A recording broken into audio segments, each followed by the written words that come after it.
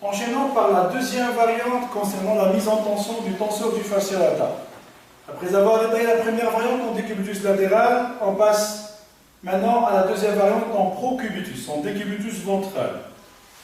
Donc c'est une variante qui consiste à placer, à installer notre patient en décubitus ventral avec un coussin en dessous du bassin, en dessous des épiniliaques antéro-supérieurs, dans l'intérêt est de rétroverser, éloigner davantage les insertions, surtout l'insertion au niveau de l'épiniliaque antéro-supérieur, et en même temps normaliser et éviter la présence d'une hyperlordose lombaire.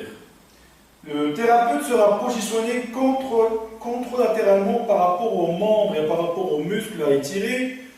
Je vous rappelle que le tenseur du fascia lata est un muscle qui assure une flexion, abduction, rotation médiale au niveau de la hanche, ainsi qu'une extension au niveau du genou, avec un mouvement de rotation latérale du genou quand ce dernier est en position de flexion.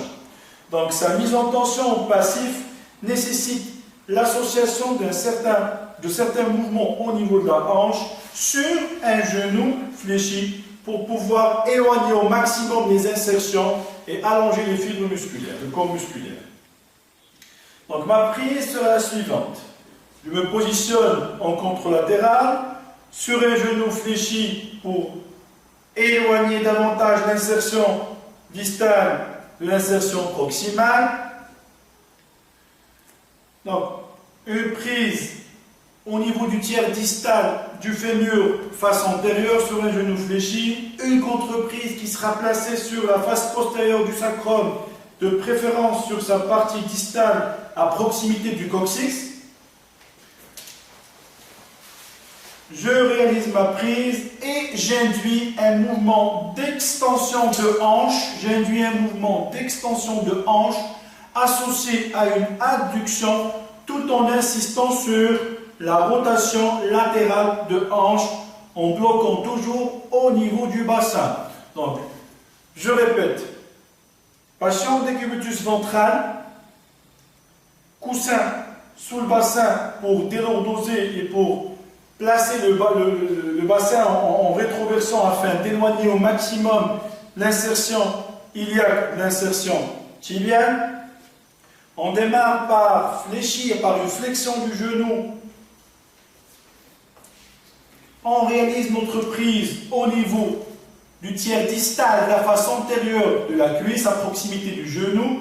Notre contreprise qui sera placée sur la partie distale du sacrum au niveau de sa face postérieure, soit avec la main à plat, sinon on peut faire appel à la face antérieure de l'avant-bras. Et on induit un mouvement d'extension vu que le tenseur du fascia lata est un muscle fléchisseur.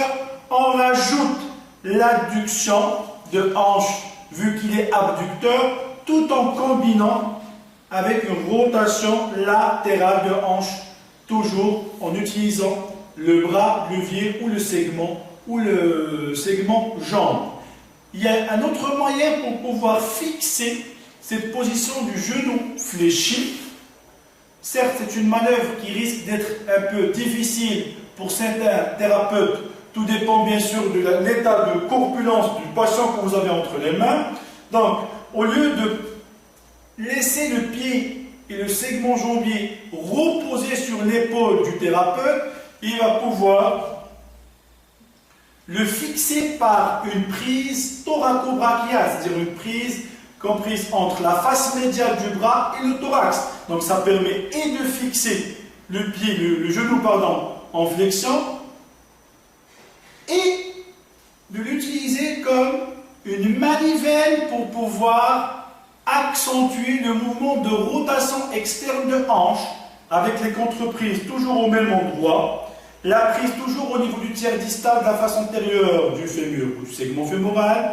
Donc j'insiste sur une extension, une adduction et par le biais de mon buste ou mon thorax, j'induis le mouvement de rotation externe tout en fixant au maximum au niveau du bassin.